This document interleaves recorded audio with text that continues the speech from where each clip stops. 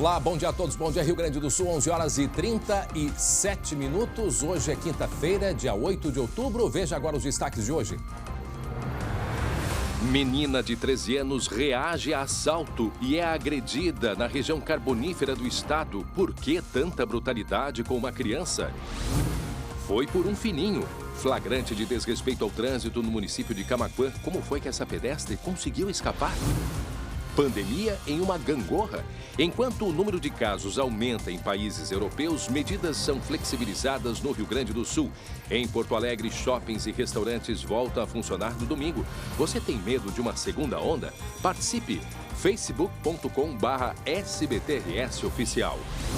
Eleições 2020 já começou no SBT Rio Grande. A entrevista de hoje é com o candidato do Partido Verde, Monserrat Martins. Quais são os planos de governo do candidato? Fique ligado. O SBT Rio Grande, a sua companhia na hora do almoço, já está no ar.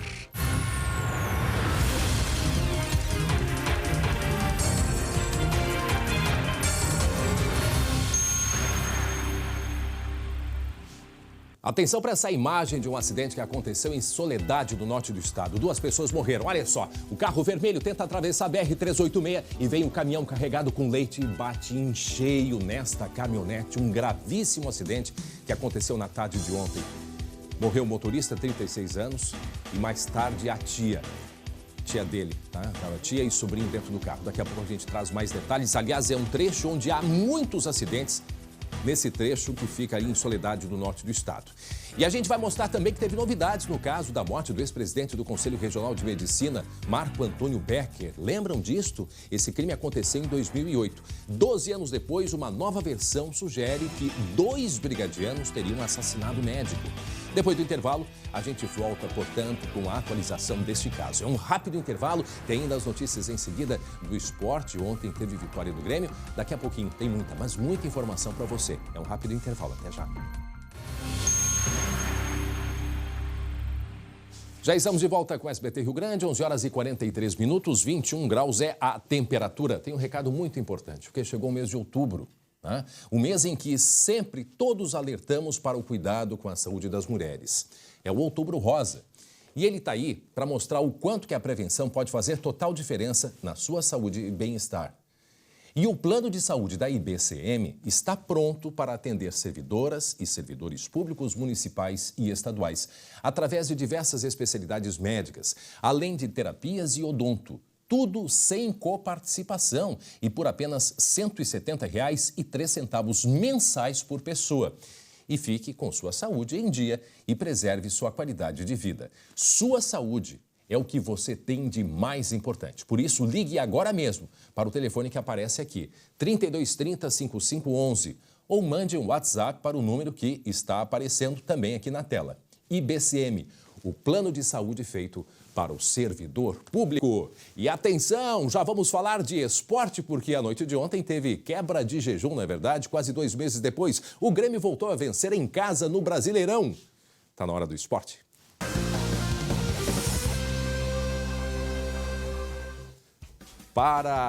Para Biscoito Zezé, carinho que vem de família, meus irmãos, Glauco Paza, e olha só quem veio nos visitar no estúdio. Vem pra cá, Jeremias Werneck. E aí, gente?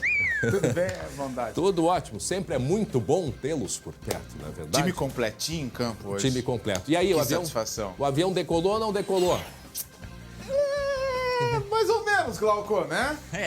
Digamos que ele tá na pista pedindo para decolar, tá? Mas a torre tem que autorizar. Tinha muita turbulência?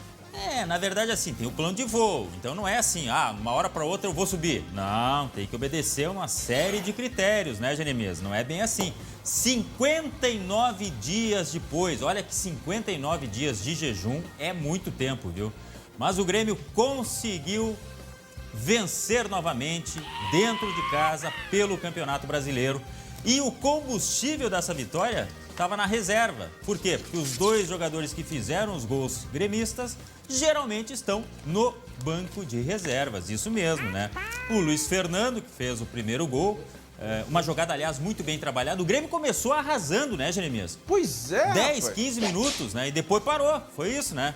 E só para completar esses reservas aí, o David Braz, que fez o segundo, né, Jeremias? Isso, David Braz, segundo. Mas assim, Glauco, André, eu imaginei que o Grêmio ia golear o Curitiba, né? O Grêmio começou num ritmo à moda antiga, aquele Grêmio avassalador, um Grêmio que voltou a jogar do jeito que jogava. E aí o Grêmio foi diminuindo o ritmo. Não sei se acabou a gasolina, ele ficou planeando lá esse avião. Não sei o que é isso. Falhou o motor. E olha que tem o seguinte, viu? O Robson fez um gol, tá? Bola bem no cantinho do Vanderlei. Teve gente dizendo que o Vanderlei já nesse lance falhou, mas enfim, o Robson fez o gol que o árbitro de vídeo acabou anulando. Ele estava em impedimento, tá? E depois, então, houve o gol de desconto. Aí, sim, validado o gol do Nathan Silva. E uma pressãozinha, né? E uma pressão. Aí que eu queria chegar nesse ponto, ô Jeremias, porque não foi só a questão do Curitiba fazer um gol. Ele pressionou e criou um certo embaraço, um desconforto para o Grêmio, né? Eu acho que o torcedor ficou incomodado, sinceramente. Não, e o próprio Renato, na entrevista, ele ficou incomodado, sabe? Eu vou te ser bem sincero, viu, Glauco, André, quem tá com a gente em casa. O Grêmio ganhou, beleza, são 3 pontos, mas é assim, não convenceu. Sabe, é um picolé de chuchu, cara. Picolé de chuchu. Ganhou, mas, sabe, não... talvez tenha sido até pior o Grêmio fazer aquele início de jogo, porque aí criou, assim, uma expectativa, opa, vai, e não foi. E não adiantou o Maicon voltar ao time, porque ele entrou no segundo tempo, ele conseguiu dar uma excelente bola, ele articula muito bem, ele conseguiu criar até mais chances para o Grêmio, mas não resolveu a situação. Agora, calma, tá? Não tem turbulência. Não sou eu que estou dizendo, é o comandante desse voo aí, tá? Ah, tá. Jeremias, ele falou depois do jogo. Tá. Quer ver o que o comandante disse aí? Porque tem ali, até o final do primeiro turno, ele tem que decolar, ele prometeu. Mas tem o segundo turno também. Fala, comandante. O campeonato não termina no final do primeiro turno. Quando terminar o primeiro turno, vão ter mais 19 rodadas.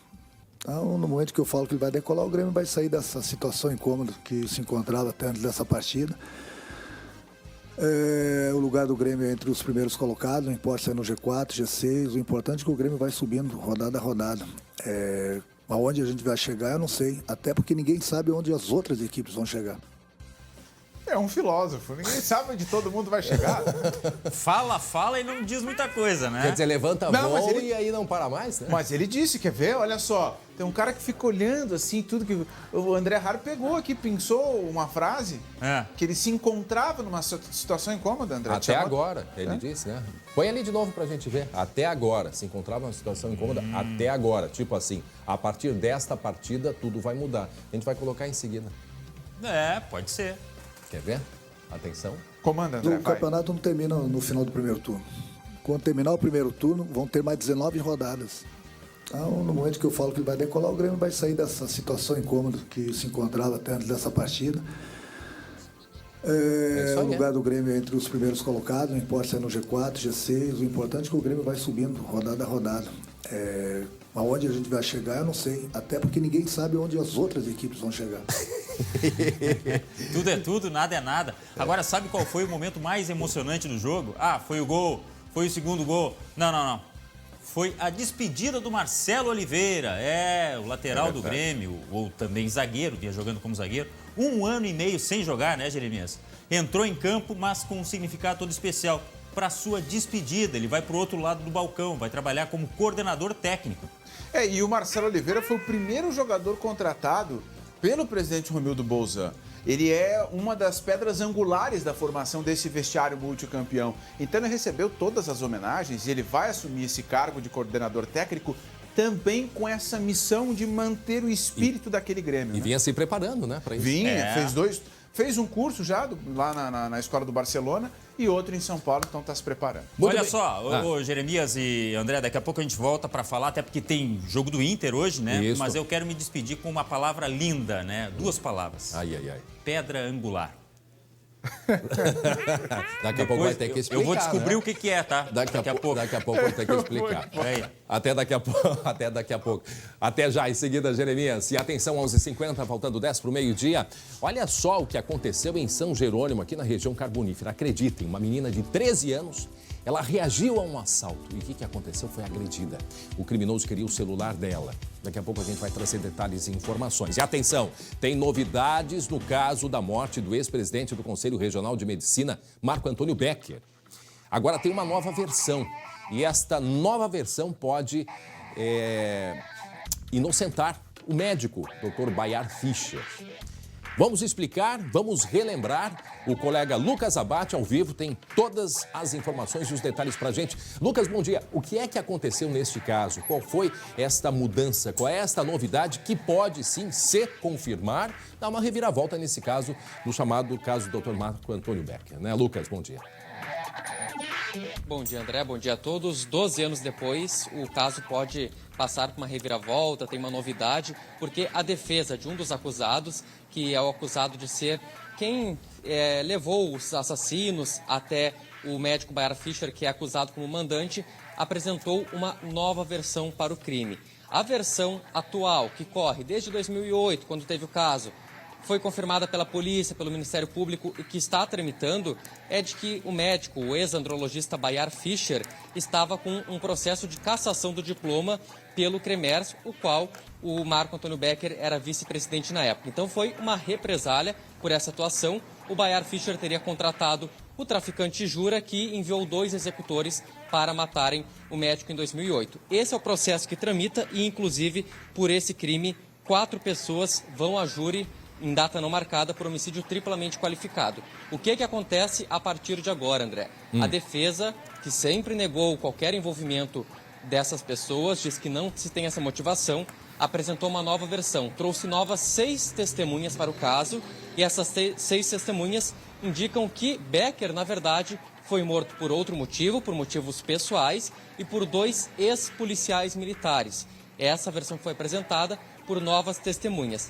A gente tem, inclusive, um trecho de uma testemunha que fala que dentro da cadeia ouviu essa conversa entre os policiais, assumindo que eles estariam envolvidos na morte do Becker, dizendo que eles estavam chantageando o Becker, recebiam dinheiro do Becker e, como ele parou de pagar, decidiram cometer esse crime.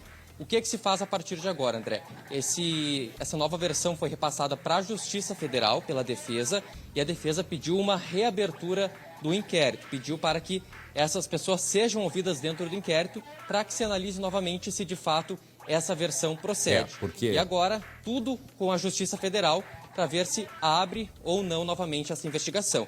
Quem investigou na época, a Polícia Civil, o Ministério Público, afirmam que de fato que se tem todos os motivos, que é totalmente esclarecido que ocorreu o envolvimento do Bayar Fischer, do traficante Jura, e não acredita em uma outra versão e uma reviravolta nesse caso. Para quem está chegando agora, 11 horas e 53 minutos, estamos falando da morte, do assassinato do Dr. Marco Antônio Becker. Isso aconteceu em 2008, chamou muito a atenção na época, ele era um dos principais dirigentes do CREMERS, saía deste restaurante, era já tarde da noite, quando ele então foi assassinado.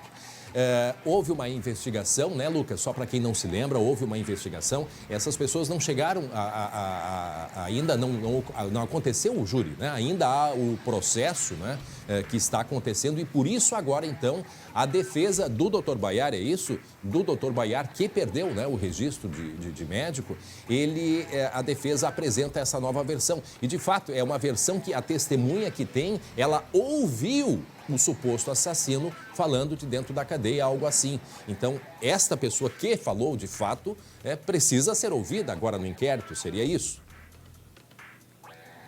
André, essa defesa, na verdade, é do Moisés Gugel, que era o assessor do Dr. Bayar, que apresentou essa nova versão. E são 6 testemunhas. São presidiários, também outras pessoas que ouviram essa história de que esses 2 policiais militares, que inclusive foram expulsos da Brigada Militar por envolvimento em outros crimes, que esses 2 policiais militares disseram que estavam extorquindo e que mataram o vice-presidente CREMERS Becker, porque ele não queria mais pagar esse valor.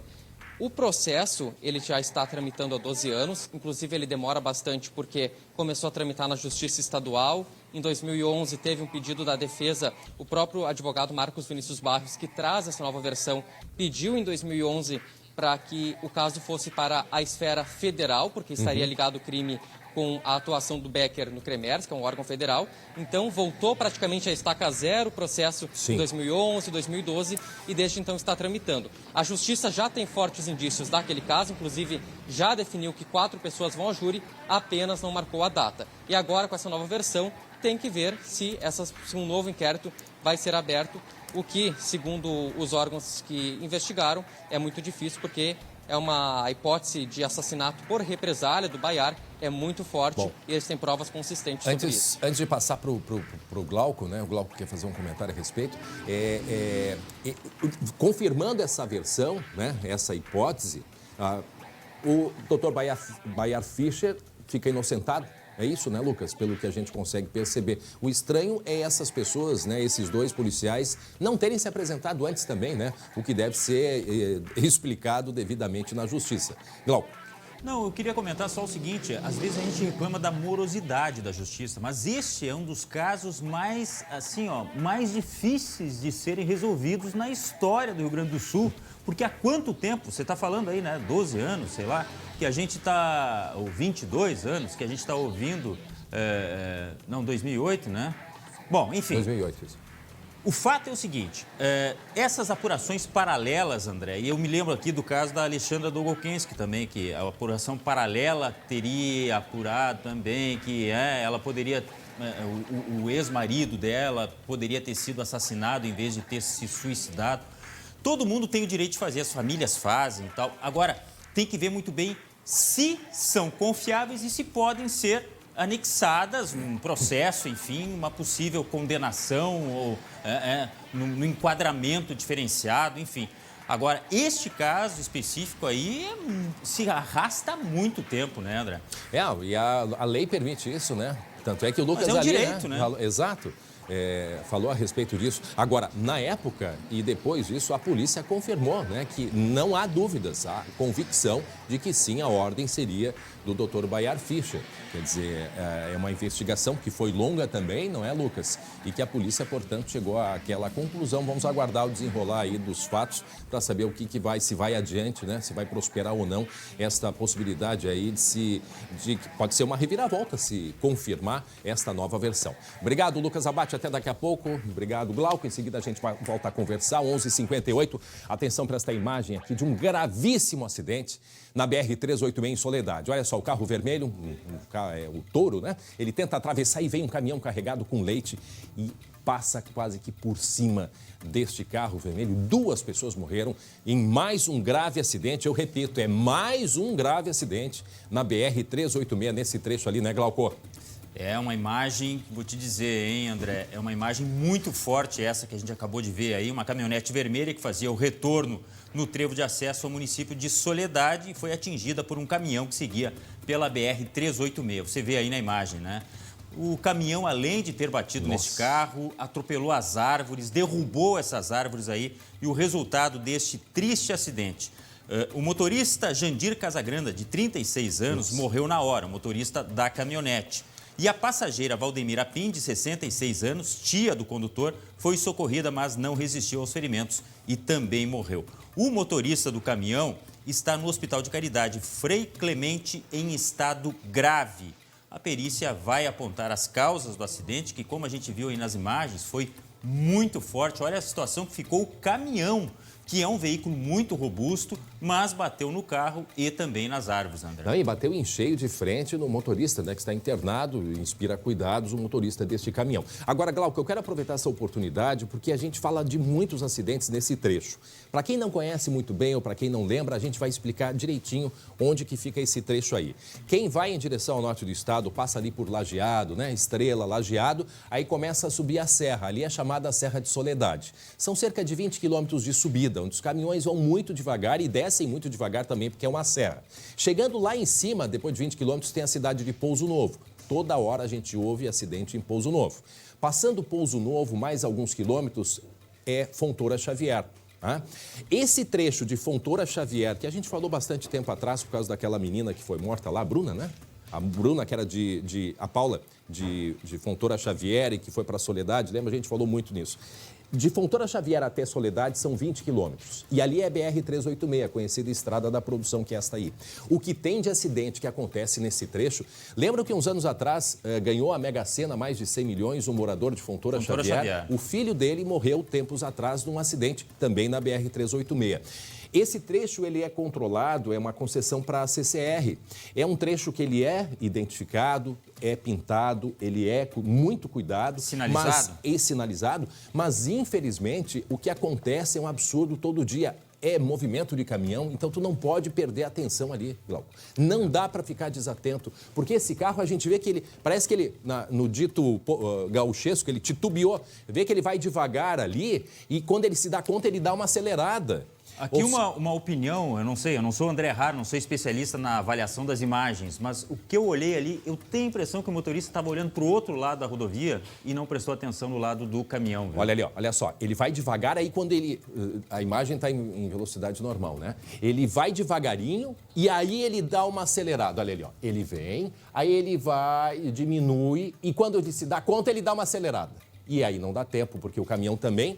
tentando, né, desviar. Tentou desviar, é. Olha que bate em cheio. E assim, ó, Glauco, acidente ali, nós mostramos, foi agora no final do ano, não foi? Que teve uma família inteira que morreu, é aí perto. É aí perto. Teve um local mais para perto de Fontoura Xavier que teve acidente com morte num dia e no dia seguinte no mesmo local, no mesmo quilômetro, que é próximo ao pedágio que tem por ali. Então fica um pedido da gente, de todos nós. Há muito trânsito, mesmo a pista sinalizada, é uma pista de velocidade. E há muitos municípios, Fontoura Xavier, Marques de Souza, ali é uma série Então há muita movimentação, inclusive Soledade, região que tem as pedras preciosas ali, o pessoal para muito na beira da estrada para fazer compra. E uma constatação, André, aquele motorista de carro que fica atrás do caminhão e não tem paciência, ele quer ultrapassar de qualquer jeito naquela rodovia, é o que mais a gente vê também. Calma, motorista, não adianta. O caminhão é muito pesado, não vai ganhar tanto tempo assim e ainda pode correr um risco desnecessário. É o seguinte, se tu te propõe a ir para a estrada, já vá com a dose de paciência no porta-malas, né? Vai com essa dose de paciência, porque é assim, a gente não tem todo esse trecho, ele não está todo duplicado, uma boa parte está duplicada assim, mas mesmo assim exige muito cuidado e atenção, principalmente em dias de chuva. Como eu disse, é a conhecida Estrada da Produção. Essa BR-386 termina lá em... depois ali pega Seberi, Frederico Westphalen, aí tem mais um município ali logo adiante, que daqui a pouco vem, até ali ela vai na divisa com Santa Catarina. Então é uma estrada que tem uma movimentação, por quê? Porque se faz toda a carga de produção através desta importante rodovia. Mais um assunto contigo, Glauco. Agora atenção para essas imagens aqui, imagens que vêm de Camaquã, aqui no sul do estado, aí pertinho de Barra do Ribeiro. Esse é o chamado cruzamento dos quase. O que é que aconteceu em Camaquã ontem, hein, Glauco? Olha, o que a câmera de monitoramento está mostrando nessa imagem aí, né? Flagrou um quase atropelamento na esquina das ruas. A esquina das ruas Júlio de Castilhos e Marechal Floriano. Fica bem no centro, viu, André? A gente vê que alguns carros passam, uma pedestre tenta atravessar a rua ali, ou atravessa, e um carro dobra a esquina e por pouco não acerta esta pedestre, que inclusive fica indignada, né? Ela para, fica olhando a situação, ela se esquiva para fugir justamente do choque, né? No mesmo cruzamento, uma outra câmera flagrou um quase acidente. Um carro atravessou a rua e um caminhão que vinha na outra teve que frear para não atingir o veículo. Mais um que passou perto, por isso vale o alerta na esquina das ruas Júlio de Castilhos e Marechal Floriano, no centro de Camaquã, região de alto risco, André. Só ontem foram pelo menos 4 acidentes nessa região, ontem. E olha só aqui, ó, essa imagem, vocês viram? Esse carro vermelho aí também, volta ali na imagem. Aparece uma pessoa tentando atravessar a rua e o carro vermelho, mesmo sendo faixa de segurança, não tá nem aí. Né? Parecido com o caso daquele outro que a gente mostrou que a mulher estava atravessando na faixa de segurança e o carro, talvez o ponto cego não viu. Agora, olha aqui, ó. Aqui, tá vendo? Que fino, hein? É um perigo muito grande. Olha só, aqui, ó. Aqui a pessoa botou o pé aqui, ó. O carro já tá vindo. Ele vê que tem alguém na faixa de segurança, já tem que diminuir.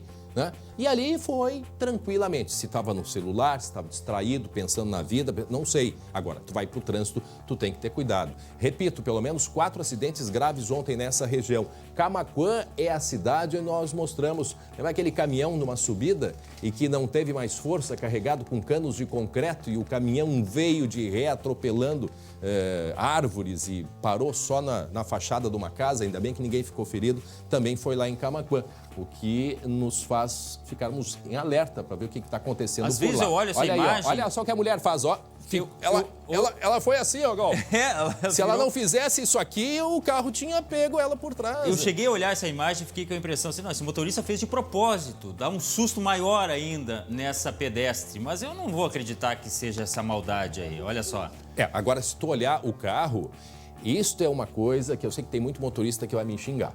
Tem carro que não está respeitando o filme, né? A cor escura dos vidros.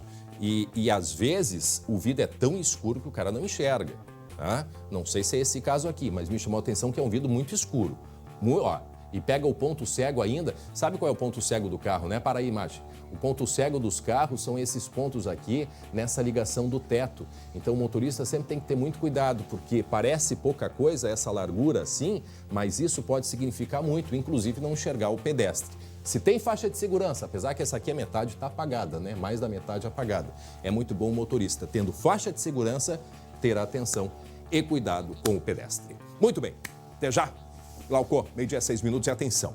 Imagens que circulam pelas redes sociais levaram à prisão de um homem que atacou uma adolescente com um facão em uma parada de ônibus. O crime aconteceu em São Jerônimo, aqui na querida São Jerônimo, na região carbonífera. Na tela a gente conta. Armado com um facão, o criminoso se aproxima da vítima de 13 anos que está sozinha em uma parada de ônibus de São Jerônimo. Quando ele anuncia o assalto, a menina tenta fugir correndo, mas é perseguida e capturada pelo assaltante. Na sequência, o criminoso passa a dar golpes com o facão nas costas da adolescente e, mesmo após as agressões, eles continuam discutindo. A vítima passa bem, as lesões não foram tão graves quanto aparentemente se esperava pelas imagens que foram divulgadas, né? Porque ela estava protegida por uma mochila grossa e um casaco grosso. A polícia descobriu o caso por meio da divulgação dessas imagens em redes sociais. Logo após o crime, a menina foi encontrada em Triunfo, onde recebia atendimento médico. Já o criminoso foi encontrado horas depois com um facão utilizado no assalto e foi preso em flagrante. Segundo a polícia, o assaltante já foi identificado em outros crimes na região. Então ele tem uma progressão delictiva. Muitos pontos, agora um roubo e agora um flagrante de roubo. Ô, Glauco, eu não sei se o Lucas tem como a gente colocar o Lucas aqui. Se for possível, a gente vai colocar em seguida o Lucas, sem pressa. Eu queria saber, a minha curiosidade, quem são essas pessoas, sabe? Quem são essas pessoas que estão atacando a gente, o que vê de ataque? Em seguida, a gente tem mais um flagrante para mostrar daqui a pouco de assalto. A gente vê isso com muita frequência. Será que são esses que estão sendo liberados nesse perdão durante a pandemia? Até está aqui o Lucas com a gente. O Lucas acompanhou esse caso, né, Lucas? Pode nos ajudar, porque as pessoas não estão... Os criminosos, se é pequena, se é menor de idade, se é idoso, se vai machucar, se vai matar, não está nem aí. Nem aí. Não tem mais limite, não tem idade, não tem arma. Olha ali. Porque aí nós temos o caso de um facão, né? E muitas vezes a pessoa, na hora de pegar o desejo, né, do criminoso, tipo, tirar o celular do bolso, só essa reação já assusta os criminosos e pega e dá um tiro. Quer dizer, olha só a humilhação que a pessoa é sujeitada. Uma menina, gente, 13 anos, uma criança desesperada. O Lucas pode nos ajudar, né, Lucas? André, até esse caso, esse criminoso que foi preso, ele é um criminoso que, segundo a polícia, ele foi progredindo dentro do crime. É um usuário de drogas, começou com aqueles pequenos furtos, fazia furtos em farmácia, em estabelecimento. Era preso, mas como furto não dá muito tempo de cadeia, rapidamente era solto. Aí, recentemente, se envolveu num roubo, assaltou uma pessoa com ameaça, não agrediu, mas se envolveu nesse roubo. Foi identificado, só que na época não deu a prisão em flagrante porque já tinha passado aquele período legal para prisão em flagrante. Agora se envolveu com roubo, com lesões. Então, segundo a polícia, ele foi progredindo, está aumentando a gravidade do crime e uma das principais hipóteses é justamente essa situação do prende e solta. Crimes mais leves, é preso, na sequência já é solto, volta, pratica um crime um pouco mais grave e aí a gente não sabe quando que vai parar esse criminoso, porque nesse caso é um usuário de drogas que age unicamente para conseguir um pouco de dinheiro rápido, um celular, para conseguir comprar mais drogas. É o caixa eletrônico dos criminosos, atacar quem aparece pela frente e tenta tirar o que é possível, porque não é só dinheiro. Se tem dinheiro, né, talvez melhor, não sei, mas qualquer objeto eles podem trocar, né, por drogas. Então, qualquer objeto para eles interessa. Agora, a sensação que dá, qual é o momento que aparece o facão? Porque parece que tem uma arma no início, não é, Lucas? Não, ele tem o facão apenas, André. Ele está ali, ele tá gesticulando com ela, uma forma... Ele está abordando porque antes de realizar o assalto, antes de ameaçar a vítima com o facão, ele já estava gesticulando para ela, fazendo algum tipo de ameaça. Na hora que ele se aproxima... de repente ela não esboçou nenhuma reação de entregar, que barra. Ele tira esse facão que estava escondido, parece que na calça, ele tira o facão tá aqui o facão, e passa a correr aqui, atrás dessa vítima. André. Só vou botar ali no início, porque ele tira algo do bolso que parecia uma arma. Não sei se é um celular, mas que ele tira algum objeto. Aqui a gente consegue ver o facão. O facão aqui que ele esconde atrás da perna, né? Esconde atrás da perna e a menina, coitada, desesperada aqui. Era escuro o local, né? Era escuro esse local. Mas depois, na sequência, a gente vai observar, tentar ver o que ele tira do bolso direito quando começa a se aproximar dela. Porque ele vem disfarçando, né? Aí, ó, ela tá ali na parada e ele tá vindo aqui. Com a mão direita, ele vai tirar algo do bolso. Me ajudem a observar o que ele tira, porque não me parece que seja o facão. Ele disfarça, se agacha, dá uma olhadinha aí, ó. Dá uma olhadinha. Aí agora ele puxa algo do bolso. Vamos ver, talvez pela dificuldade da imagem, ó, ele tem algo na mão que não é o facão. Não é o facão, parece até uma arma. Não sei se ele teria junto uma arma ou algo que pode ser daqui a pouco um telefone celular e que com isso também ameaçou a menina. Mas o facão ainda não estava ali, pelo que a gente consegue observar agora. Deixa a imagem estar na sequência, ele, de certo, está anunciando o assalto nesse momento. Aqui ele se aproxima, ela entrega, né, o celular para ele, ela entregou. Talvez aí agora, é o facão. É que por causa da dificuldade da imagem noturna, o cabo que apareceu ali, o cabo que apareceu que parece uma arma ou um outro objeto. Mas depois a gente consegue identificar o facão. Imagina o desespero dessa garota tentando fugir desesperadamente e ele cercando. Olha só, desesperador. E aí, mais uma vez, vai para cima e agride. Não ficou satisfeito com o que já tinha pego, é isso? E olha, e dá umas batidas nela, gente. E dá batida. Diga, Lucas. Não, a gente vê que a menina está sozinha, é cerca de 10 horas da noite, pelo que se tem na imagem.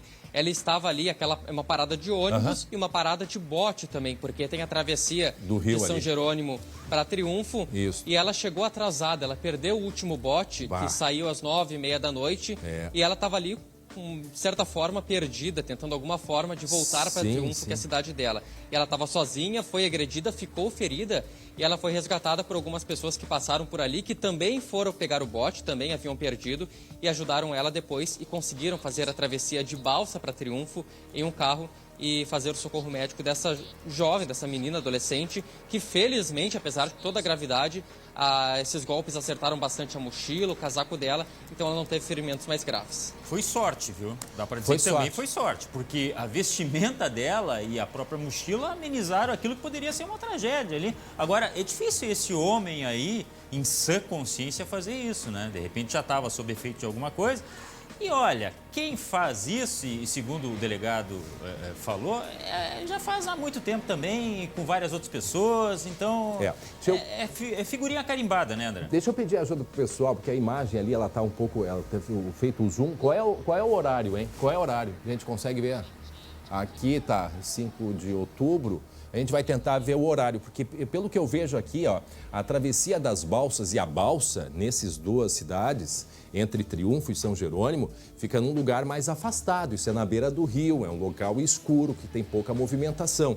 Eu vejo que a travessia de segunda a sexta-feira, aí foi dia 5, 22h30, olha só, 22h30... 22h28, o horário da balsa que teria era 22h45, ou seja, ela É de hora em hora. Tem as 21h45, 22h45, 23h45. Ou seja, ela teria que ficar mais pelo menos André, 15 minutos esperando. Diga. Não, até por conta da pandemia, os horários das balsas foram reduzidos e a última balsa saiu 15 para as 10 da noite. Então, ela foi pensando que poderia pegar essa balsa das 10h45, mas a última balsa já havia saído porque teve uma redução de horários. E aí o problema para tu fazer a travessia depois desse horário, só se tu fizer uma volta de carro, mas que é uma volta enorme. O André, né? eu não sei se você conhece aquela região ali, eu já passei por ali. Sim, não tem muita coisa ao redor mesmo. Não. É ermo, totalmente ermo, né? É um perigo. E aí complica ainda mais nesse horário aí, né? É um perigo. E aí, e quem não consegue, ou pega carona com alguém, de repente, que talvez ela estava tentando resolver, porque ali são barcas, né? Não tem bote ali, são barcas que fazem a travessia, né, Lucas? E aí, se tu perde, tu vai ter que fazer uma volta indo lá uma volta de, sei lá, uns 50 quilômetros para conseguir, né, passar por cima da ponte, então, e poder chegar no outro lado do rio, que seria muito prático se tivesse uma ponte ali, né? Nos dias de hoje, a gente não tem uma ponte. Ali eu acho que é o rio... Ali eu acho que é Jacuí, ali, né? Rio Jacuí. Ali. É o Jacuí, né? Uma ponte teria resolvido esse problema, né? Resolveria esse problema. Aliás, um problema de muita gente que trabalha de uma cidade para outra, precisa atravessar e depende dos horários das barcas para fazer a travessia. Obrigado, Lucas. E atenção, a gente vai mostrar em seguida para vocês... Em seguida, a gente vai mostrar para vocês as informações que tem de atualização do auxílio emergencial. É isso? Porque hoje é a 6ª parcela do benefício do auxílio emergencial para os nascidos no mês de março. E é claro, daqui a pouco tem as eleições. Nós temos hoje, seguindo, né, a sequência de entrevistas com os candidatos. Hoje nós vamos entrevistar o candidato Monserrat Martins, do PV.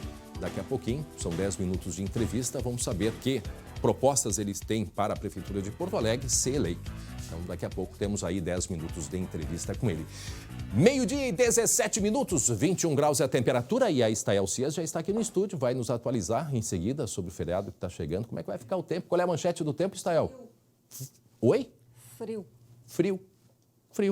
Não era para ser calor? Daqui a pouco a Estael vai nos atualizar, porque esse tempo é uma coisa maluca aqui no nosso Rio Grande, frio chegando aqui no estado. Muito bem, 12h17, ontem teve jogo do Grêmio e hoje é a vez do Internacional tentar vencer também. Jogo lá no interior paulista e chamo os meus queridos colegas e irmãos, Glauco Paza, Jeremias Werneck vem para cá. A bola está com os senhores. Jeremias, me diga uma coisa aqui. Depois dos jogos de ontem, que o Galo, líder, o Atlético Mineiro, perdeu, tá? Peraí. O que é? Ó. Não. Eu quero outro, amigo. A cara do Glauco. Olha o galinho aí. Eu falei ontem que o Galo estava meio rouco, né? Ele deu uma engasgada hoje ontem ele está completamente rouco. Perdeu. Rouco ou louco? Tu falou, não entendi. Rouco, né? Rouco, com R. Nossa Senhora. Vamos lá. Bom, o Galo tropeçou, né? Pro Fortaleza. E aí o Inter, que não jogou ontem, mas joga hoje, com os resultados combinados, acabou caindo para 4º lugar. E resumindo toda essa história aí, qual é o resultado que interessa contra o Bragantino hoje, Jeremias? Vitória. Vitória. Até porque o Inter tá sem vencer há um bom tempo no Campeonato Brasileiro, né, Glauco? 5 jogos, né? Pô, o Inter tem que voltar a vencer no Campeonato Brasileiro. O Inter liquidou toda a gordura, toda a pontuação que ele tinha, todo mundo encostou. O Inter pode despencar na tabela nos próximos dias. Então tem que vencer. É um jogo extremamente importante. E mais, né? O Bragantino tá na zona do rebaixamento lá embaixo. Só não é lanterna porque tem gente pior, né? O Curitiba. É um dos candidatos, tá? Me desculpem os torcedores do Bragantino, é um dos candidatos a, né, irem para a Série B. Mas o Wendel vai falar sobre o que significa enfrentar um adversário que está lá no fim da tabela. Alguns podem dizer, não, é fácil, porque está lá na zona do rebaixamento. Fala, Wendel. Esse campeonato vem mostrando, né, que as equipes que estão embaixo também têm qualidade, né? Dificilmente você vê um jogo 3-0, 4-0, um resultado elástico, né? Todos os jogos estão sendo equilibrados, um ou outro que não. A equipe do Bragantino, ao meu ver, é uma equipe que tem muito potencial, jogadores jovens, que tem muita velocidade, principalmente pelos lados. Pois é, tá aí. O Wendel, que agora disputa a posição com o Moisés. O Moisés está recuperado da Covid, é reforço para hoje. Briga de foice sem fio, no escuro. Nossa Senhora. Mas é isso. Eu até diria que essa é a grande dúvida no time do Internacional, tá? Se vai jogar o Wendel, se vai jogar o Moisés. Mas na zaga, você não tem dúvida? Pois é, mas aí assim, Glauco, o Moledo quando entrou ele foi bem. E aí? E aí que o Zé Gabriel é preferência do Cudê. E aí? Mas será que é o momento do Cudê ser tão convicto assim, /teimoso? O time não ganha 5 rodadas. Dá uma concessão, é só um zagueiro. Né? Pois é, rapaz. Eu fico assim, ó, na dúvida, porque o Zé Gabriel foi tão elogiado porque sai bem jogando, né? Enfim. Mas assim, ó, vamos dar uma olhada na tabela? Vamos. Na tabela de classificação? Porque para contextualizar ali como tá o Inter, tá, que caiu, e o Grêmio, que subiu. Você lembra que a gente falou que o Grêmio estava lá em 15º? Pois bastou uma vitória para ele dar um salto, tá? Mas por enquanto ali tá o Inter, ó. 4º lugar, mas não tá longe lá daqueles primeiros times, Atlético Mineiro, Flamengo, enfim, né? Tem que vencer hoje para mudar essa situação. O Grêmio tá logo ali abaixo, tá em 11º lugar, logo abaixo do Vasco da Gama, mas já deu um salto. Você vê como é importante uma vitória numa tabela em que os times estão muito iguais nesse campeonato, né? Então uma vitória faz toda a diferença. Aí eu vou perguntar para o nosso mestre mito, entendido de tudo, que de tudo ele sabe, sobre o Edenilson de novo. Temos novidade. O Edenilson vai jogar, mas ele não está no tapete já voador para ir para a Arábia? Não, o Edenilson vai jogar.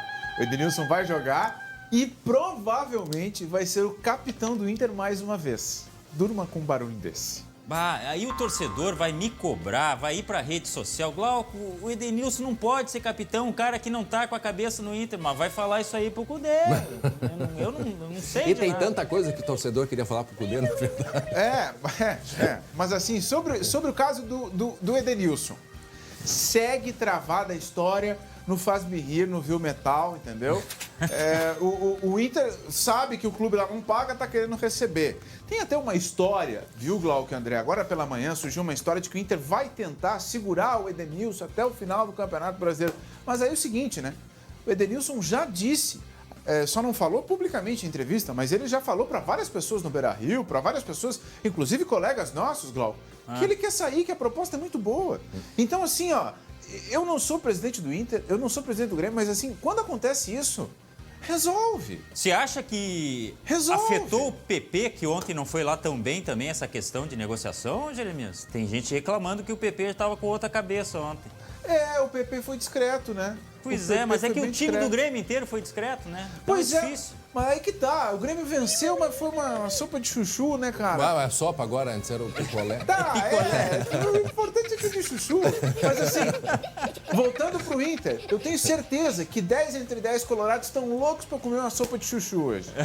Eles querem tomar uma sopa de chuchu. Se o Inter vencer por 1-0 não jogar nada, eles estão satisfeitos. E sobre o Edenilson tem a questão da idade, né? 30 anos, aquela história de, poxa, eu tenho que consolidar aquilo que eu já tenho de carreira. Independência financeira. Exatamente, em números, né? Em din-din, dinheiro no bolso. Isso que não faz falta para vocês dois, para de repente pro Edenilson tá fazendo, né?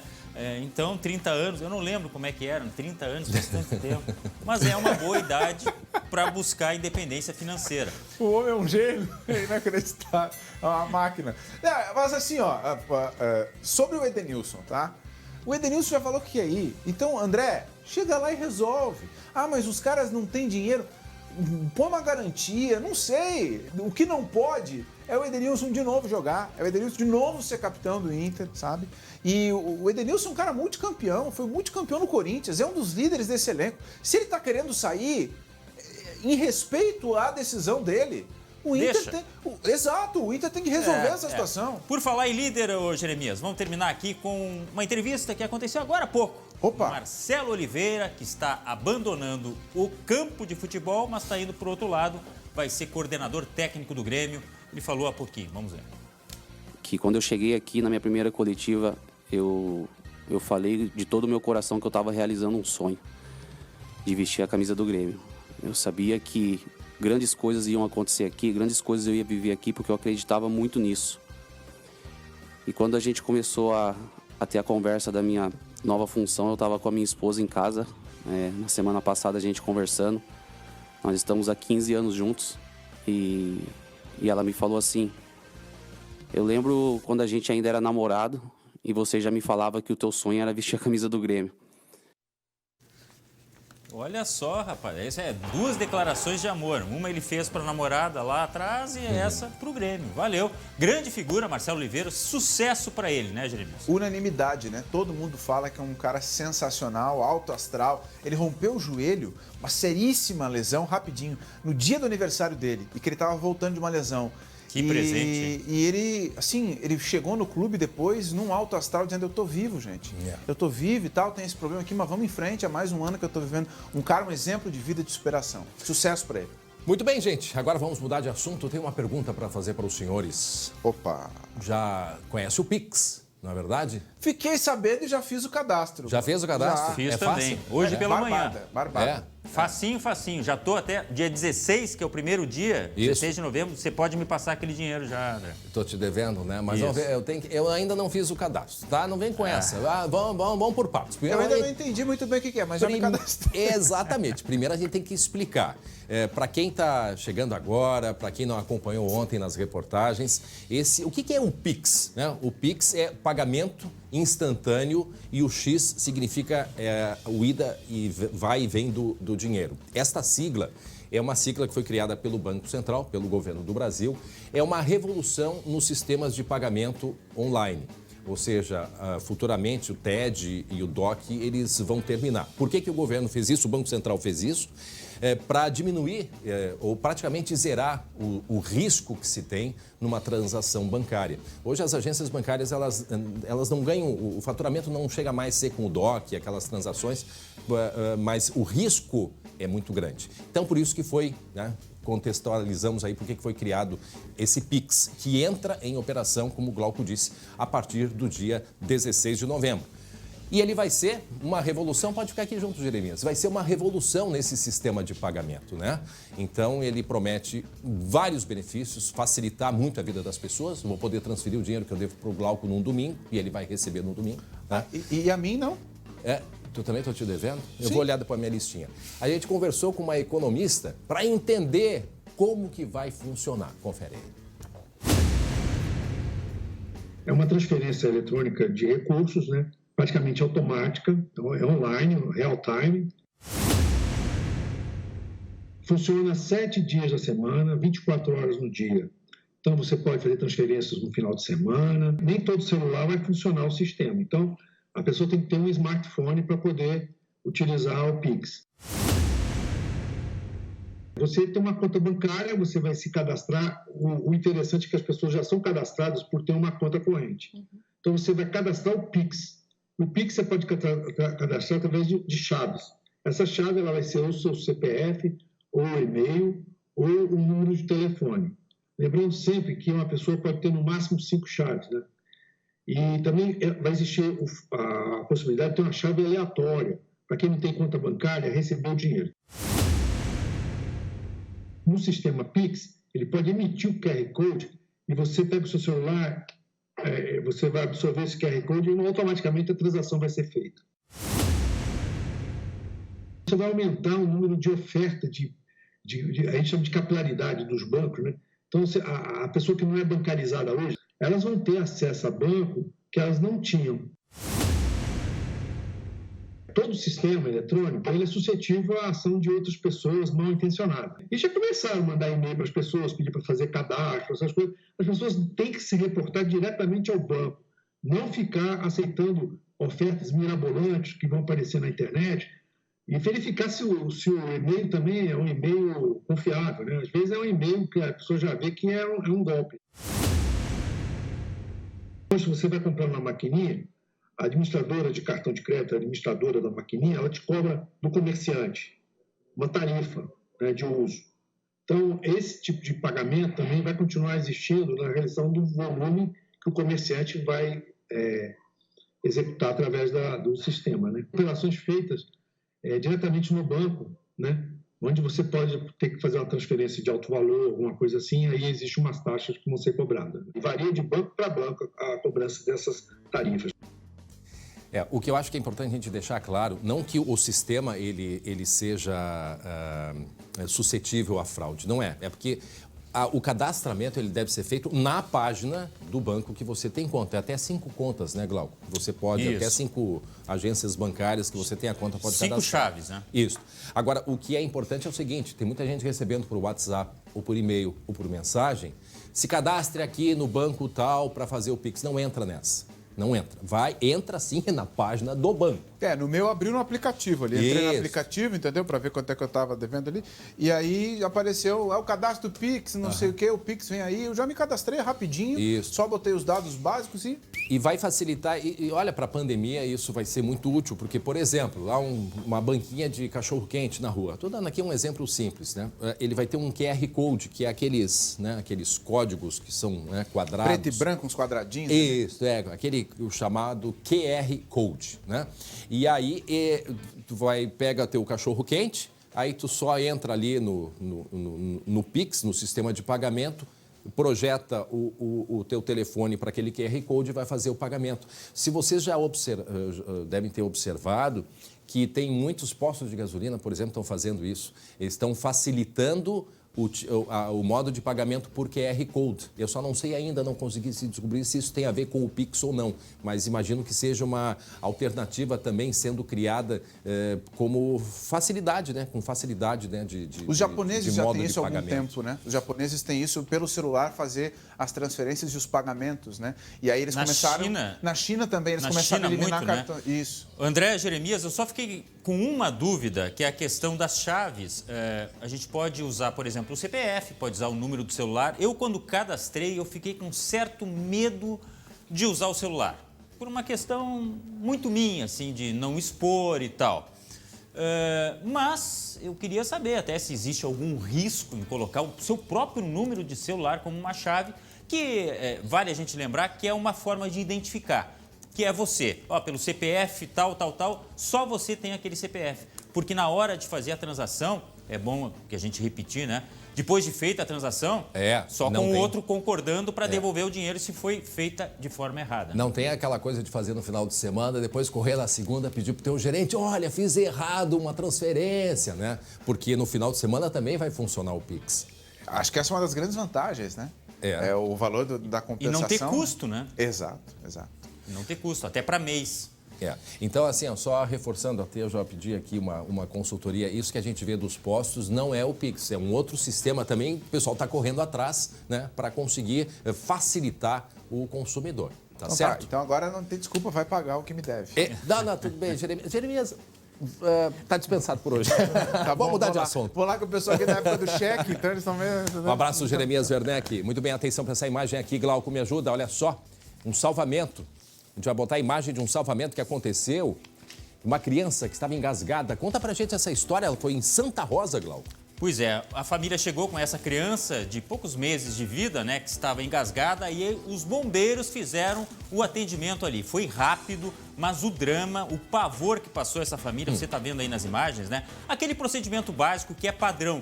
Os bombeiros fazem muito isso, agora poucas vezes a gente tem imagens para mostrar. Neste momento aí, logo depois da chegada da família, os soldados dos bombeiros já pegaram a criança no colo, de bruços, fazendo aquele procedimento ali, batendo nas costas, né? E a criança, olha, passa bem, foi bem sucedido este movimento dos bombeiros, mas que susto para a família. A gente mostrou há pouco tempo aqui, inclusive, eu acho que foi na Polícia Rodoviária, né, André? Polícia Rodoviária Federal. Isso, se eu foi bem ali recordo. De Portão Estrela. Porque acontece de várias maneiras, até no próprio ato de mamar, né? A criança às vezes se engasga e as pessoas ficam em pânico, os familiares não sabem o que fazer. Neste caso aí, bem sucedido, que boa notícia, mas que pavor. Montenegro também teve esse caso. Olha só, a alegria da mãe, vocês viram? A alegria da mãe, aliviada, depois que entrega a criança e a criança começa a reagir, tem um momento que ela chega a aplaudir. Imagina para eles a eternidade. Eu já passei por um momento desses em casa, não quero desejar para ninguém, André, só que no meu caso, no pavor, eu acabei batendo. E funcionou, mas olha, eu não gosto nem de lembrar. Essa situação é horrível. E para quem não tem habilidade, não sabe como é que é, e se puder buscar uma ajuda, né? Eu achei isso importante, a gente está preparado para isso, né? O problema é manter a calma, André. Eu não consigo, esse é o problema. Então tá bem, mas tá aí. Obrigado mais uma vez aí os soldados da Brigada Militar e no Corpo de Bombeiros, nesse caso aí, fizeram esse salvamento rapidíssimo, salvaram a vida de mais uma criança. Muito bem, 12h35. Está na hora de nós falarmos sobre as eleições.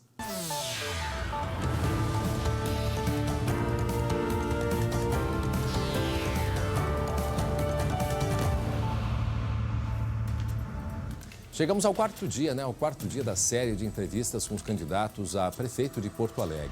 E nós vamos conversar hoje com o representante do Partido Verde, Montserrat Martins, como essa, outras entrevistas também nós vamos ter sempre 10 minutos, realizada por Skype, logicamente nesse momento de pandemia. Candidato, o senhor me escuta bem? Boa tarde, obrigado por aceitar este nosso convite. Boa tarde, obrigado pelo convite, estou escutando bem. Muito bem. Candidato, eu lhe pergunto, qual a sua primeira atitude sendo eleito prefeito aqui de Porto Alegre? Bom, a primeira atitude é um planejamento para nós termos uma cidade mais alegre e sustentável. E isso implica uma série de medidas como retomar o Pro-Guaíba. Hoje nós temos um problema na qualidade da água que vai piorando. Nós tínhamos um programa Pro-Guaíba que foi abandonado uma década e meia atrás. Havia um financiamento internacional do Banco Mundial que nós deixamos de receber porque o Estado não fez a sua parte. Então, Porto Alegre teria que retomar isso. Nós propomos que seja através da Grampal, Associação dos Municípios da Grande Porto Alegre, porque, na verdade, o Guaíba já recebe os afluentes muito contaminados, como é o caso do Rio dos Sinos, do Rio Gravataí, vêm extremamente poluídos para cá. Então nós precisamos retomar com urgência o Pro-Guaíba, cujo objetivo, inclusive, era tornar o Guaíba balneado. Os países desenvolvidos têm cuidado dos seus rios e nós estamos negligenciando o nosso a ponto que ele vai, inclusive, correr o risco do nosso abastecimento caso seja aprovada uma mina de carvão que querem aprovar aqui entre Eldorado e Charqueadas, numa área enorme de 4,5 mil hectares, que equivale ao tamanho do município como Cachoeirinha, e que seria um dano enorme para a qualidade da nossa água e do nosso ar, gerando doenças, inclusive. Então, nós temos que fazer um projeto para uma Porto Alegre sustentável que inclua uma mudança também do nosso modelo de transporte, que é altamente poluidor. Nós temos que atrair aqui empresas inteligentes, empresas não poluidoras, transformar Porto Alegre numa capital de tecnologias limpas. E, para isso, existem excelentes empresas já no Rio Grande do Sul, nesse sentido, de energia solar. Nós podemos gerar muita mão de obra com instaladores de placas de energia solar nas residências, nos prédios, se a prefeitura fizer a sua parte, de desonerar de tributo esse tipo de serviço que é de absoluto interesse público. É de interesse público gerar empregos com energia solar, por exemplo. Então, as nossas medidas vão ser todas para mudar o perfil da nossa cidade para um perfil mais moderno, mais inteligente, gerando empregos de forma não poluidora.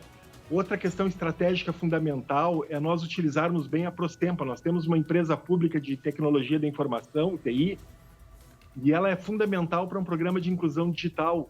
Os nossos estudantes têm que receber inclusão digital, os nossos professores têm que ter o auxílio técnico da Prostempa também nas suas escolas.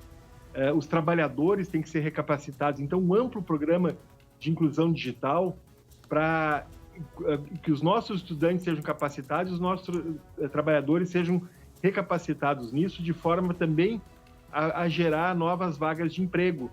Porque hoje o emprego depende muito da capacitação das pessoas nas novas tecnologias. Então, nós queremos mudar o perfil de Porto Alegre com projetos. Inclusive, muitos deles têm grandes possibilidades de captar recursos a nível federal, recursos a nível internacional, porque existem verbas para bons projetos. Se os projetos tiverem obras de infraestrutura e tiverem um caráter de sustentabilidade, é possível captar recursos no exterior. Para isso, também nós vamos transformar a Secretaria de Parcerias Estratégicas, que já existe, numa Secretaria de Parcerias Estratégicas e Captação de Recursos, trazendo técnicos com capacidade de realizar projetos e buscar verbas para isso. Candidato, meu colega, o Lucas Abate, tem uma pergunta para o senhor. Lucas. Certo. Candidato, boa tarde. Ainda no assunto sustentabilidade, está no meu campo de visão aqui o Arroio Dilúvio, que é praticamente um esgoto a céu aberto correndo em uma das principais vias de Porto Alegre. Minha pergunta é qual é a proposta, qual é o planejamento para revitalizar o Arroio Dilúvio na capital? Pois é exatamente por onde eu comecei, né? O primeiro projeto que tem que ser reativado em Porto Alegre é o Pro Guaíba, que é um projeto amplo de tratar toda a bacia do Guaíba, incluindo os afluentes, e naturalmente o Arroio Dilúvio está incluído nisso. Ele precisa de um projeto para ser revitalizado, porque ele é fundamental para a vida da cidade e para a água que a gente bebe. Candidato. Então, o senhor ia continuar, candidato? Ou podemos... Eu ia dizer que nós já tínhamos as verbas para isso, e esse projeto foi interrompido porque o Estado não fez sua parte. Nós temos que retomar de maneira séria e nunca mais parar com esse projeto, porque o tratamento da água, o tratamento da poluição tem que ser constante. Uma curiosidade, nós gaúchos falamos mal de Brasília, né? Mas sabe o que é engraçado? Em Brasília, eles tratam bem um lago artificial que eles têm, que é o Lago Paranoá, e quando chega alguém de Brasília em Porto Alegre, diz, mas o que vocês fazem isso com o Guaíba? Vocês botam esgoto ali para dentro, vocês não tratam isso? É impressionante como nós tratamos mal o Guaíba. E é uma prioridade absoluta porque é a água que a gente bebe. E a nossa saúde, inclusive, começa pela água que a gente bebe. Glauco. Candidato, para projetos ambientais como outros, quaisquer, são necessários, além de iniciativas, recursos, né? O senhor falou de buscar recursos externos, mas a nível aqui, local, receita. Como fazer para que a receita aumente ou a despesa diminua ou as duas coisas? Pois olha, tem coisas que eu até fiquei sabendo agora ao pesquisar para essa campanha. Por exemplo, a questão do aeromóvel. Eu não sei se as pessoas sabem que existe um projeto de uma linha de aeromóvel, que é o transporte não poluidor, um projeto de uma linha turística que a iniciativa privada quer fazer com custo zero para o Estado e a Prefeitura ainda não autorizou. É incompreensível que um transporte não poluente como o aeromóvel, que teria essa linha do gasômetro até o portal ali do antigo estaleiro, totalmente custeada pela iniciativa privada, porque ela tem uma viabilidade econômica muito grande, turística e tudo mais. É impressionante que a Prefeitura não autorize isso. As informações que nós temos são lobbies das empresas de ônibus que não querem que se realize porque acham que a viabilidade do aeromóvel pode trazer uma concorrência para elas. E, na verdade, de fato, na área de transportes, o aeromóvel é o melhor meio de transporte coletivo. Já existem estudos de viabilidade econômica, não só para uma linha turística pela Orla, como também pela Cis Brasil, do centro até a Fiergs, pela Ipiranga, do centro até a PUC, pelo menos. É um transporte que é muito menos onerosa a operação dela, não poluente, melhor em todos os sentidos, não concorre com a via pública, porque é uma via elevada, não é caro para instalar, e a iniciativa privada pode bancar algumas dessas linhas, como essa que está parada lá na Prefeitura, aguardando aprovação, e a aprovação não vem por outros interesses, que não são, com certeza, da cidadania. Nós até achamos que seria interessante sugerir para a própria mídia fazer uma matéria a esse respeito, sobre esse projeto que está parado lá e está zero para a Prefeitura. Então, muitas vezes, não se trata só do custo da obra, mas se trata da vontade, da decisão do prefeito em que ele vai investir. E, ao invés de possibilitar a construção de um transporte não poluente, o prefeito agora está subsidiando as empresas de ônibus altamente poluidoras a óleo diesel. Ora, se é para subsidiar o transporte coletivo, e subsidiar, então, uma mudança da matriz de transporte para ônibus elétrico. Esse óleo diesel é extremamente poluidor. Na verdade, a Prefeitura deixou, inclusive, de manter os equipamentos de averiguação de qualidade do ar. Nós não temos hoje medidores de poluição do ar por parte da Prefeitura, apenas quem está fazendo isso é uma ONG chamada Porto Alegre, onde vários médicos se preocupam com a questão dos danos à saúde, da asma infantil, das alergias, doenças respiratórias causadas pela poluição. Um grupo de médicos que tem mantido isso em 5 BS aqui de Porto Alegre. Certo. Candidato, a gente tem agora 1 minuto para finalizar, né? O senhor fazer a sua despedida e também falando desse momento de retomada, né? De pandemia que certamente o novo prefeito vai encontrar pela frente. Então temos mais 1 minuto. Existem muitas formas de gerar emprego e isso requer uma visão da prefeitura de ser parceira da sociedade. Por exemplo, as microempresas individuais, quando estiverem em fase de subsistência, apenas para subsistência familiar, elas não têm por que pagar tributo. Uma empresa tem que pagar tributo a partir do momento que ela se tornar lucrativa. Mas a microempresa de subsistência, ela tem que ser isenta de tributos para que ela possa sobreviver como microempresa, crescer e permitir a subsistência das famílias. Existe uma série de projetos de geração de empregos que a prefeitura tem que ser parceira da população. Uhum. Então, na verdade, a questão é a boa gestão dos recursos. 30 segundos. São 7 bilhões o orçamento municipal de Porto Alegre. Só na área de saúde, por exemplo, um orçamento de 2 bilhões. E a prefeitura atual deixou de reabrir o Hospital Parque Belém, que se ofereceu gratuitamente para atender os pacientes da Covid. A prefeitura poderia ter usado esse hospital gratuitamente, mas não. Por uma questão lá de desacordo com a gestão, a prefeitura estava de acordo com a gestão, poderia ter trocado e não usou. Tá então, não é só uma questão de recurso, é uma questão de gestão de recursos. Ok. Candidato Monserrat Martins, muito obrigado por sua entrevista. Uma boa tarde para o senhor, tá bem? Obrigado mais uma vez por ter aceito o nosso convite. Agora, 12h e 46 minutos. Tá frio, tá calor, tá chovendo, tem sol? Já não sei mais como é que tá o tempo. Como é que vai ficar o tempo? Agora, na previsão.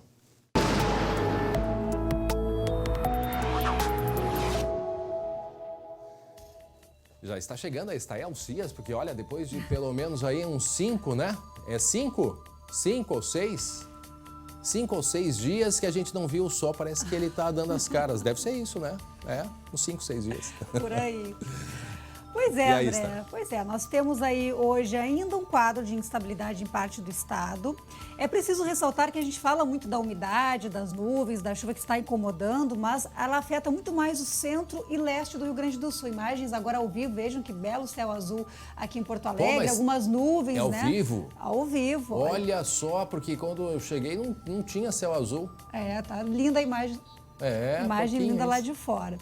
E lá no noroeste, na região das Missões, a chuva está fazendo muita falta. São muitas semanas em que a chuva acontece aqui, acontece no sul e não chega na região das Missões.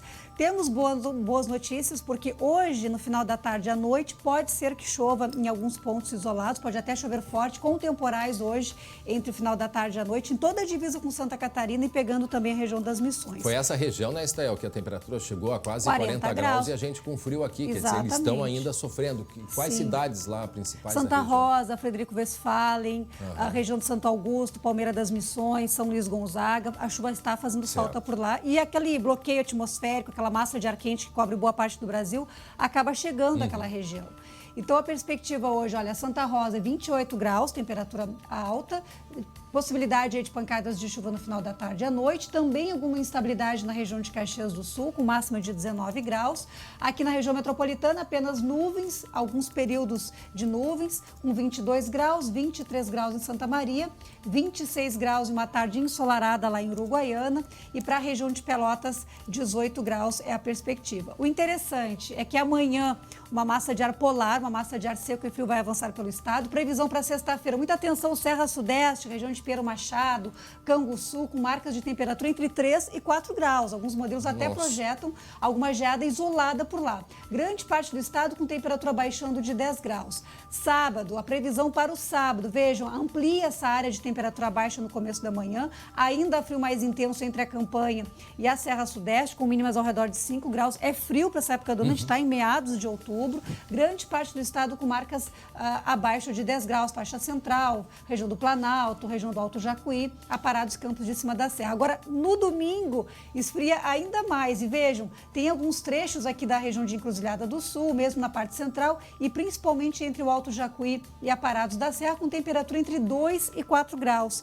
E aí, não sei se a produção tem o mapa da geada que eu coloquei, o risco de geada aqui nessa região de maior altitude no estado. Então, realmente uma condição atípica, anômala, em consequência aí, do fenômeno climático Laninha, aquele resfriamento lá no Oceano Pacífico, que favorece esse frio tardio. Pois é, agora está o calor que a gente, antes da gente só seguir, falar sobre isso, o calor que tem feito em grande parte aí do Nordeste, ali pega o quê?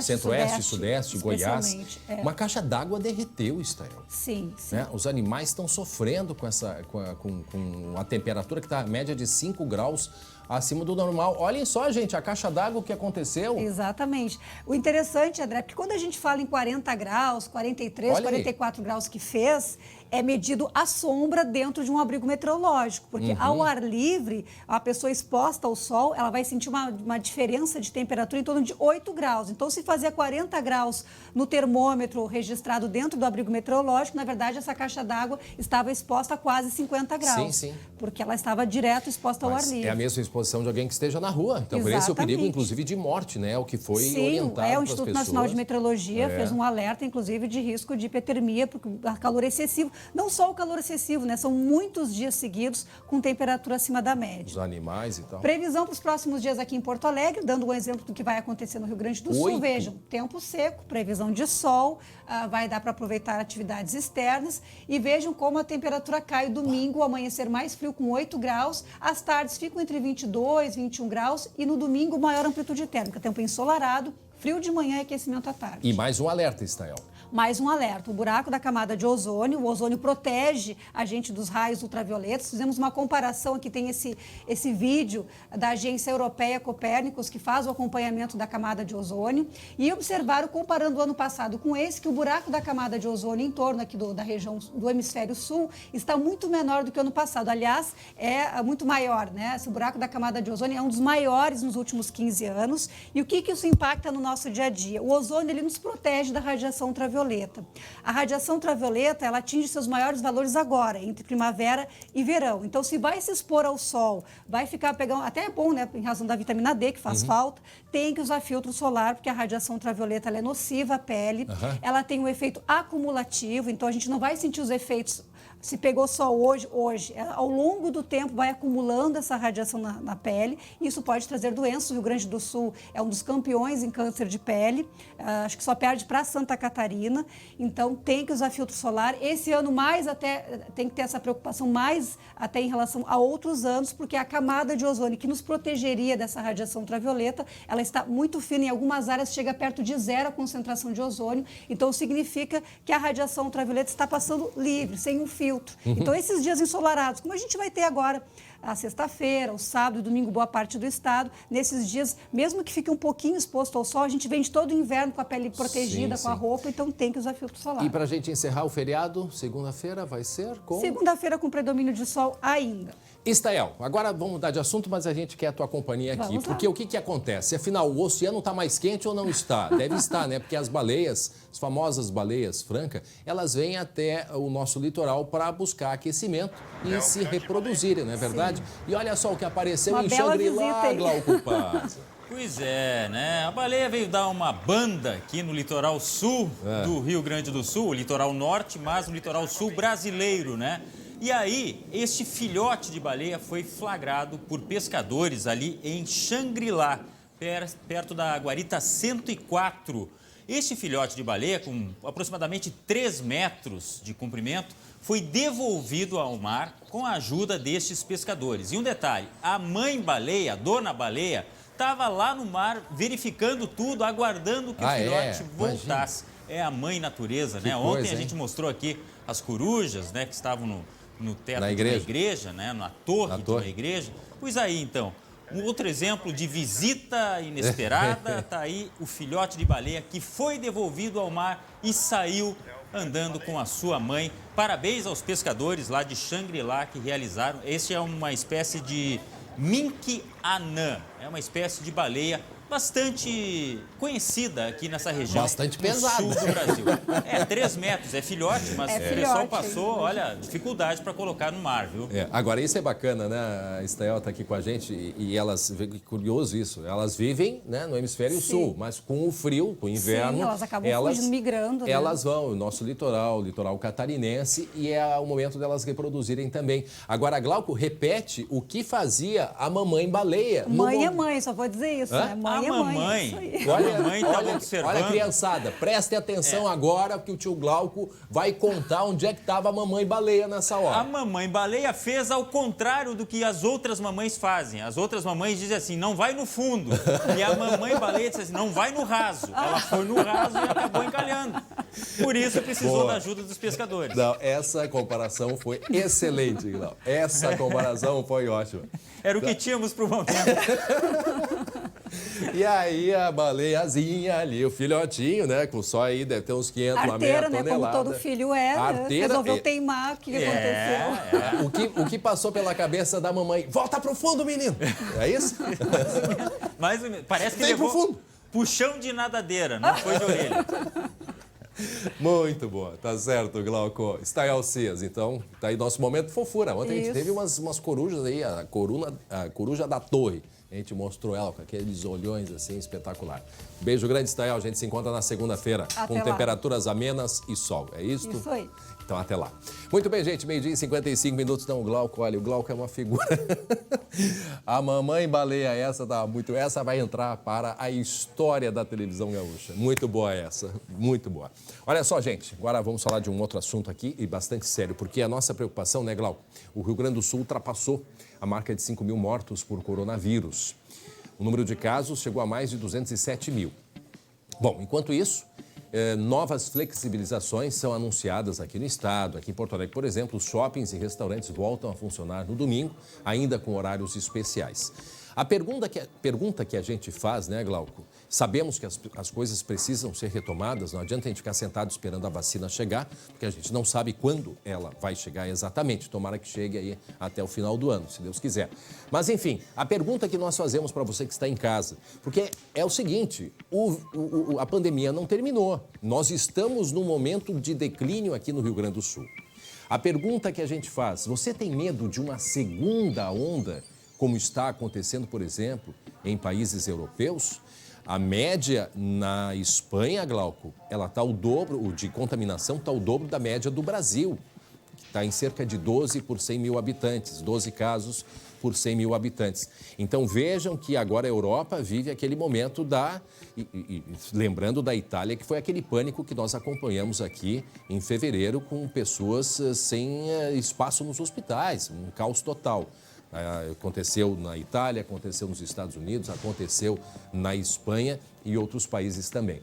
Então, esse é o grande questionamento. Vamos ver o que a Olga Fraga diz aqui, ó. Só me sentirei segura quando começar a vacinação. O convívio com as pessoas deve continuar com todos os protocolos de higienização e segurança. É o que diz a Olga, e tá certo. Por aqui, vida normal, desde o início, tranquilo, sem pânico. A Fábio Busacaro. Verdade, não adianta a gente entrar em pânico, não. Agora, é importante a gente ter o cuidado, sim. O que diz a Mari e o Germano? Não vou dizer que nos sentimos seguros, mas a vida também não pode parar, é o que nós falamos. Nós já paramos naquele momento que foi considerado o momento correto lá no mês de abril, né? Lá no início da pandemia. Aí ela diz assim, ó, apesar de todas as flexibilizações que vem acontecendo, as pessoas devem ter a consciência de que a pandemia não acabou e que devemos continuar nos cuidando, perfeitamente, raciocínio lógico, muito prudente. Infelizmente, Glauco, André, eu tenho visto muita coisa por aí que me preocupa. Nós sabemos que nem os cientistas sabem explicar ao certo, porque para eles é novo também. Mas o que nós estamos, o que se percebe? Que aqui no Rio Grande do Sul há uma diferença do vírus, sim. Talvez porque o pessoal se gripou muito, então há uma resistência já maior. O pessoal sabe se cuidar mais, talvez sim. E muitos especialistas dizem que provavelmente nós não vamos ter uma segunda onda, porque a gente continua na primeira onda, nesta sequência, né? E que ela deve se manter assim até, de fato, entrar em declínio. Então, algumas coisas que chamam a atenção, André, desculpa te interromper. Bélgica, por exemplo, aumento de 57%. Na Inglaterra, lockdown. É o caso, por exemplo, de Liverpool. Aqui no estado, nós temos a informação de que a situação nos hospitais ela ficou bem mais controlável porque as crianças não estão indo na escola, não estavam indo na escola. E com isso não há aquele ciclo de passar o vírus que a gente vê muito, né, acontecer nessa época de saída de inverno, mesmo início de primavera, ainda muitas crianças precisando de atendimento hospitalar por causa das doenças respiratórias, né? Então, o que me preocupa agora, André, sinceramente, é a liberação, por exemplo, de praças de alimentação. Porque as pessoas vão ao shopping, só para dar um exemplo, para comprar e para se divertir. E muitas vão à praça de alimentação para ficar ali conversando, né?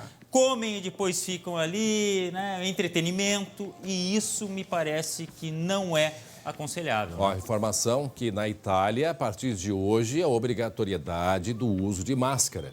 E outra coisa, lá a gente está indo por um período de verão, muita gente, eu sei que é desconfortável, mas o caminho vai ter que ser esse, Glauco.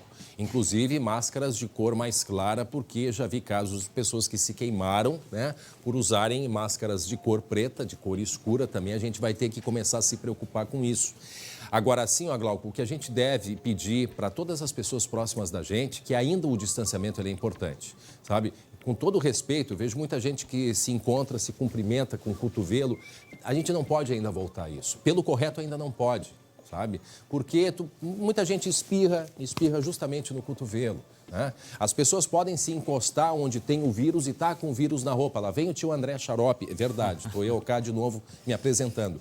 Mas não precisa, não há necessidade disso, né? Os asilos começaram a liberar também as visitas aqui em Porto Alegre, mas com todos os cuidados, com plástico na frente, porque os idosos também estão precisando desse carinho há mais de 6 meses. Nesse caso, né, aí tem a questão até né, terapêutica, né? Porque os idosos estão sofrendo muito. Exato. Aqui, ó. Então, algumas medidas e bem rigorosas foram tomadas, inclusive o túnel do abraço, tá? Não é essa história de tocar, como você estava falando aí. Tem o plástico ali, é bom deixar claro. Tem plástico. Mas, ó, pessoal, o pedido que a gente faz, vamos continuar, né, nos cuidando ainda, infelizmente, mas é necessário para a saúde de todos nós. Atenção, auxílio emergencial, tem dinheiro na conta. O nosso Homem Caixa nos detalha agora tudo sobre o pagamento do auxílio emergencial para quem vai hoje, hein? Lucas Abate. André, os aniversariantes de julho podem fazer o saque ou a transferência do auxílio emergencial referente ao ciclo 2. Ciclo 2 é aquele da primeira até a quinta parcela, portanto, ainda no valor de R$ 600 ou 1.200 para as mães de família. Então, a liberação do saque ou transferência. E amanhã, aí sim, um novo ciclo para os aniversariantes de abril, para alguns já a sexta parcela, no valor de R$ 300, e para outros que ainda não receberam a quinta parcela, ainda podem receber mais R$ 600, isso para os aniversariantes de abril, André. E lembrando que aqueles servidores públicos do Estado, cerca de 3.500 que receberam, né? Que solicitaram, né? Que primeiro solicitaram, que não poderiam ter solicitado, que receberam o auxílio. Está indo um projeto do governo, né, para a Assembleia Legislativa, para que o governo desconte em folha de pagamento todo esse dinheiro que foi recebido e talvez seja ainda recebido, porque tem próximas parcelas, de maneira irregular por servidores públicos aqui do Rio Grande do Sul. Então já fica mais esse alerta aí, né, Lucas?